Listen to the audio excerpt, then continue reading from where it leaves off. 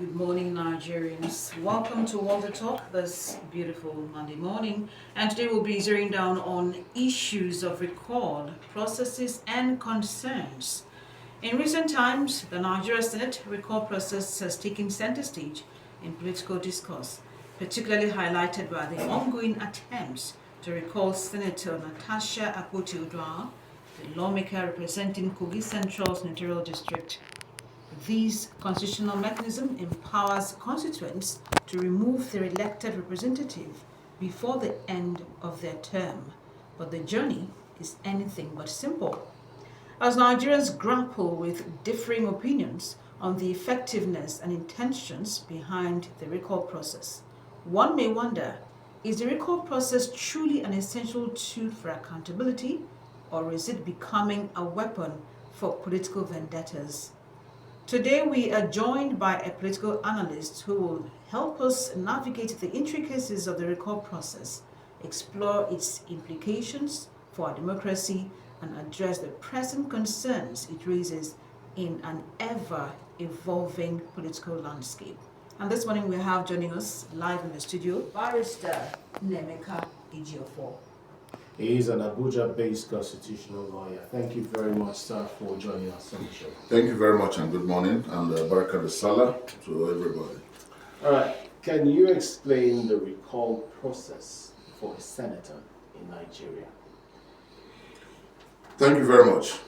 The recall process is a process by which a constituency impeaches their elected senator.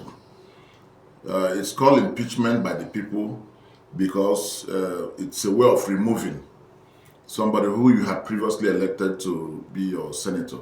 And the Constitution, Section 69 or thereabout, provides for that process. It provides that if there is going to be a recall, about 50% of those who elected or the voters in that constituency should be able to do a petition to INEC requesting that such a senator be recalled and outlining their grievances or the failings of the said senator. That petition will have with it the particulars of those voters, their number, their phone numbers, their addresses, their signatures, and all whatnot.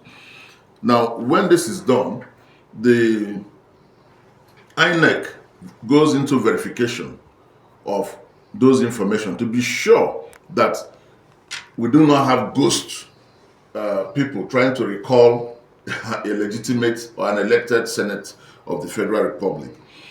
Once the verification exercise is done, then you have then the Senate goes into what you call a referendum, or rather, voters' education, to educate the people what it means and the implication of what they are trying to do. This will help the masses to determine whether or not they actually want to toe that line of recalling their senator. Then, after the voters have been educated enough, they fix a date for a referendum. Referendum is like voting, it's like voting whereby you now decide we want to recall this senator or we want to retain the senator, let him continue his or her job. Then after that is done, the next issue is if those who want this senator to be recalled wins, which must be 2/3 majority of the total number of registered eligible voters in that constituency, about 2/3 majority. If they are able to get the 2/3 majority, then the INEC will now declare the senator recalled. If it's recalled, they make a motion, they bring a notice to the Senate President informing the Senate President that this person has been recalled. And the Senate President declares the seat vacant. Well, this process has to last or will happen within 90 days of INEC receiving that petition. If it doesn't happen within 90 days, then the process fails. Then it means if they want to do it, they have to start all over again. Now, once the Senate president declares that seat vacant, INEC calls for a by-election to replace the senator that had been removed. And that ends the process of recalling. Thank What you. are some of the common reasons constituents cite when they seek to recall their elected representative? Well, ineffectiveness. When a senator is ineffective in discharging his or her responsibility, then it can be recalled. If the senator, for instance, acts in a way or manner that shows incompetence or portrays the senator as a disgrace, for instance, to the National Assembly, or if a senator is bankrupt, such people can be recalled.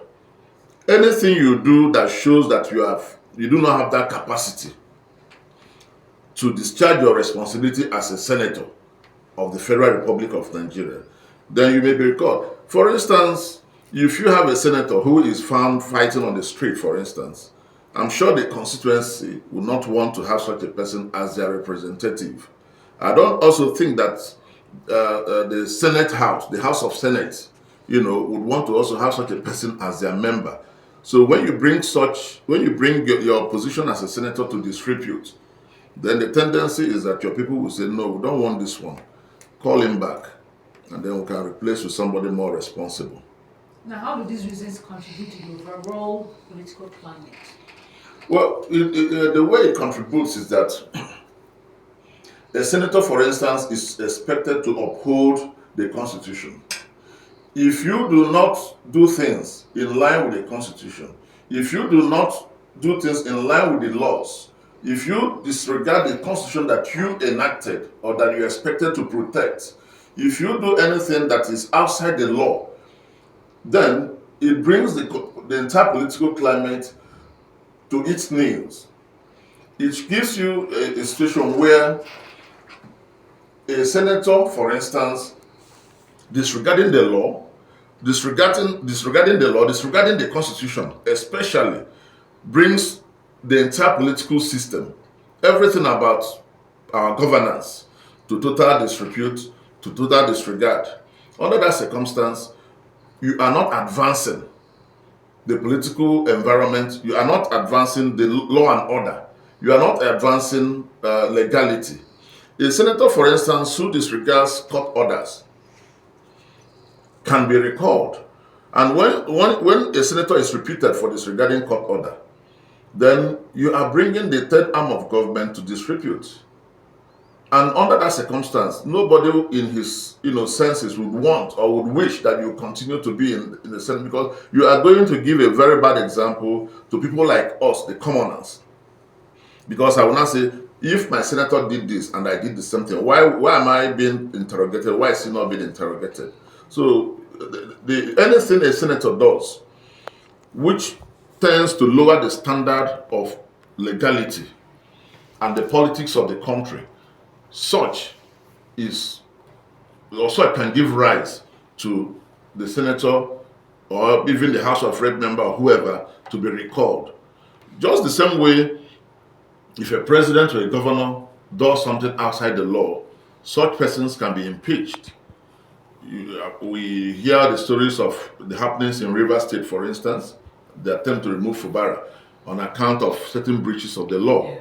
So once a senator, for instance, goes into such, disrespecting the law, disregarding the law, bringing the political climate to disrepute. If for instance, you have a senator who has thoughts, for instance, and who commands his thoughts to burn down a house or burn down government facilities, for instance, that is not a legal way to show grievance. Okay. Then under that circumstance, such a person can be asked to come back. All right.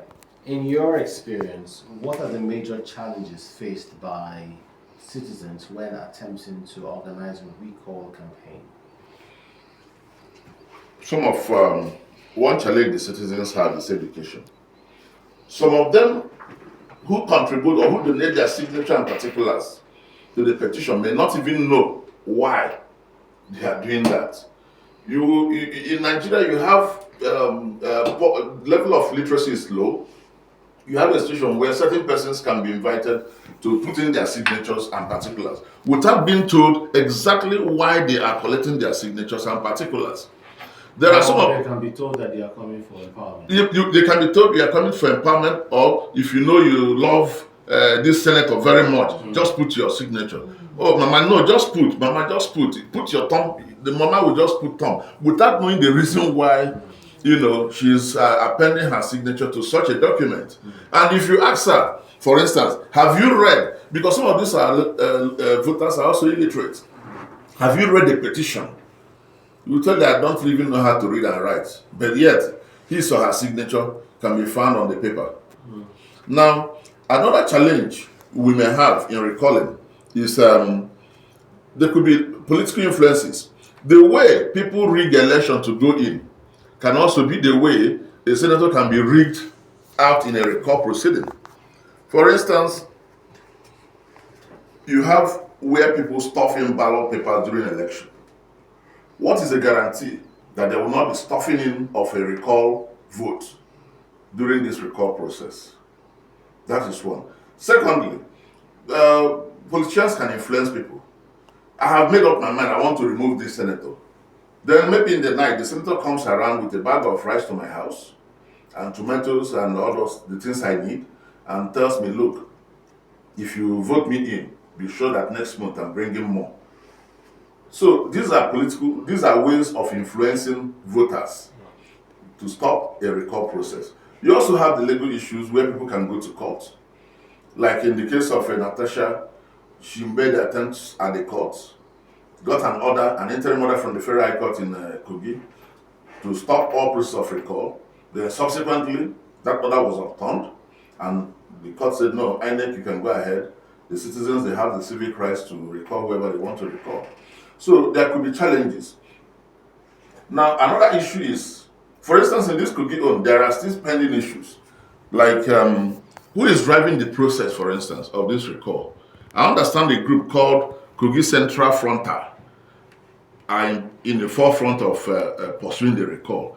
Then you ask yourself, who are these Kogi Frontal, Kogi Central Frontal, whatever they call themselves? They are not persons known to law. They are not registered anywhere. How can a body I may call illegal conduct a legal process? You cannot place illegality or legality on illegality, and it will stand.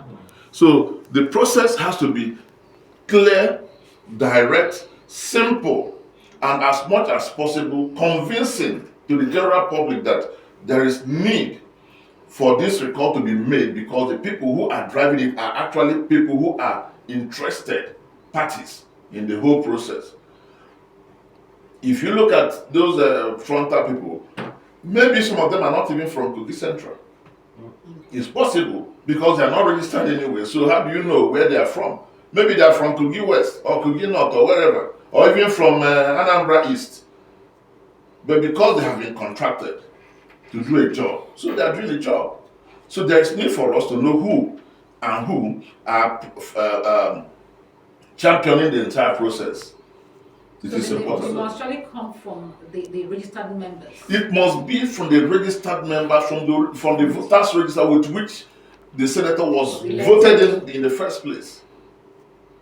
All right, how does the requirement for a significant number of signatures influence the feasibility of the recall?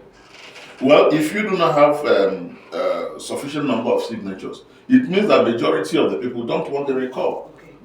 But if you have sufficient number of signatures, like 50%, then you can now say at least there is a prima facie desire by the constituents to remove such a person.